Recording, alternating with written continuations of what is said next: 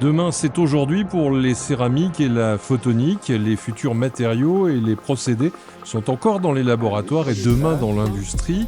À l'initiative des pôles de compétitivité de Limoges, Alpha RLH et le pôle européen de la céramique, chercheurs et entrepreneurs industriels passent une journée ensemble. Ils attendent des céramiques transparentes, des cristaux spécifiques en fait, alors soit des céramiques cristallines, soit des monocristaux qui demandent des techniques de fabrication avancées très très exigeantes au regard en fait des performances qui sont attendues pour ces applications. Par habitude, les Limougeaux connaissent la porcelaine, céramique emblématique des arts de la table, mais côté photonique, on cherche technique et progrès. Clairement, nous, les avancées dans le domaine des matériaux sont sur la compacité, la durabilité des matériaux, comment ils résistent à un environnement très agressif. De plus en plus, ces matériaux doivent être employés, par exemple, dans le domaine de l'aéronautique, de l'aérospatiale, où ils sont soumis à de fortes températures ou à des contraintes extrêmes.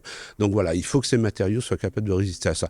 Un des grands enjeux actuellement, c'est aussi la caractérisation de ces matériaux. Comment on va être en capacité d'aller regarder quel est leur comportement.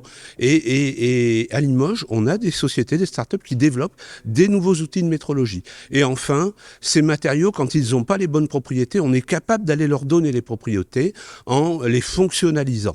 C'est aussi un aspect et un des grands sujets actuels. Si céramique et photonique cohabitent dans votre poche avec votre smartphone, les deux univers se retrouvent partout dans le militaire comme le civil.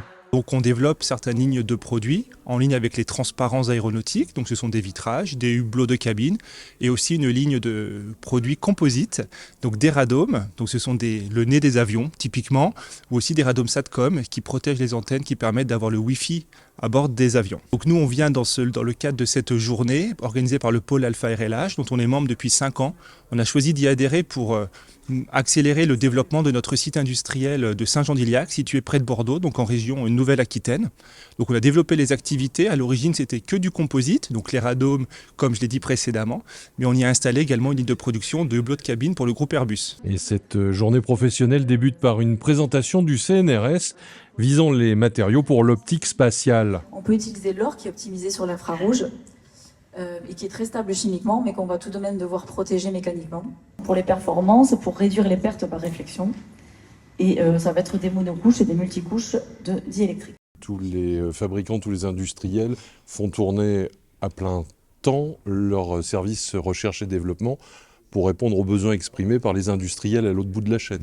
Et ils répondent aux donneurs d'ordre de la défense, de l'aéronautique, de l'optique, du quantique, en fait, qui fixent le cahier des charges. Et côté matériaux, on doit s'adapter pour produire les matériaux aux bonnes propriétés attendues. Grands groupes internationaux et PME locales ont répondu présent, comme cette entreprise spécialisée en impression additive. J'utilise ce procédé-là effectivement pour pouvoir réaliser des pièces sur mesure et donc ça ouvre la possibilité de formes totalement inédites et donc repousser les limites des contraintes, les contraintes de réalisation de forme, de composition, etc. Et j'imagine que l'impression 3D nous dispense d'une étape longue, celle de la création d'un moule. Donc pour sortir un prototype... Il n'y a pas de création de moule, pas du tout. L'impression 3D permet, à partir de votre idée dessinée sur ordinateur, de pouvoir l'imprimer directement. Voilà, c'est résumé. Il y a beaucoup d'étapes quand même très complexes quand on est dans le domaine de la céramique, mais le principe est là et donc ça évite effectivement toute la création de moules qui peut être assez prohibitif, onéreux, etc.